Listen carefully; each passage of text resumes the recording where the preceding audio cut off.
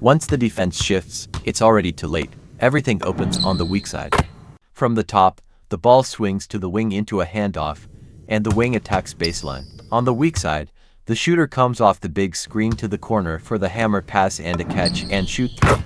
If the lane opens, the wing finishes at the rim. If the handoff isn't used, another wing can drive middle and finish it. Or, the wing from the top relocates to the corner for a catch and shoot three.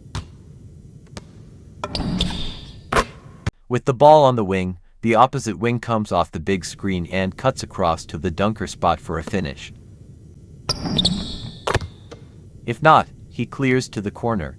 The weak side corner shooter then comes off another screen from the big to the wing for a catch and shoot, or a one-dribble pull-up. If nothing is there, he holds it on the wing as the big comes up to set the screen into a two-man game.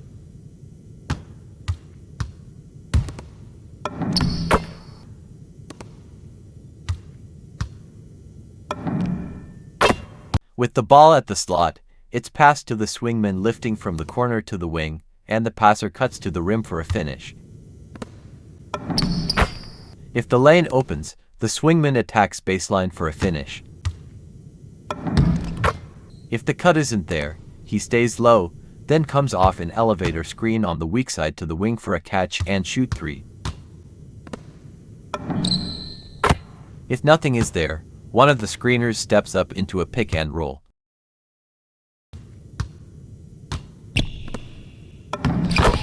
If the pass to the wing isn't made, the guard and big wing set a double screen for the corner swingman to lift for a three. Meanwhile, the big on the strong side steps up into a two-man game for a baseline drive. With the ball on the wing, three players set a triple screen on the opposite side to free the corner shooter lifting to the top for a catch and shoot three. If nothing is there, the shooter enters it to the big near the high post, who brings it up to the top. On both corners, screens are set for the corner cutter and shooter. The cutter curls to the rim while the shooter lifts to the wing, and the ball goes to whichever option is open for the finish. With the ball at the slot, it's entered to the big on the low block for a finish. If the big holds it, the passer and big wing set staggered screens for the weak side wing shooter to lift to the strong side slot for a three. The passer can also cut for a give and go if the paint is open. If the entry isn't made, the shooter comes off the big wing screen for a three. If nothing is there, both the big wing and shooter drop to the corners and set screens to free the corner swingman lifting to the slot for a catch and shoot or a catch and drive.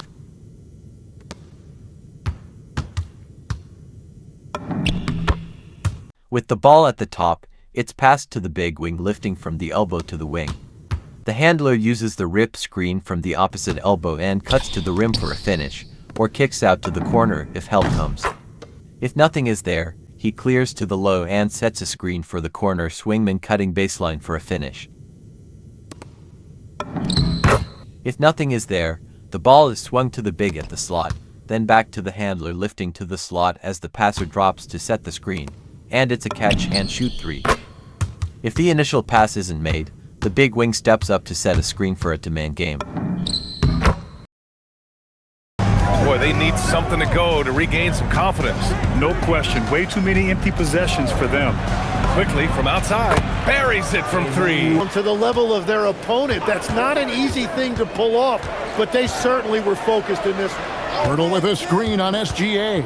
Quickly the pass to Pirtle, and he banks in the layup. Suggs against Quickley. Outside Barrett. Back to Quickley.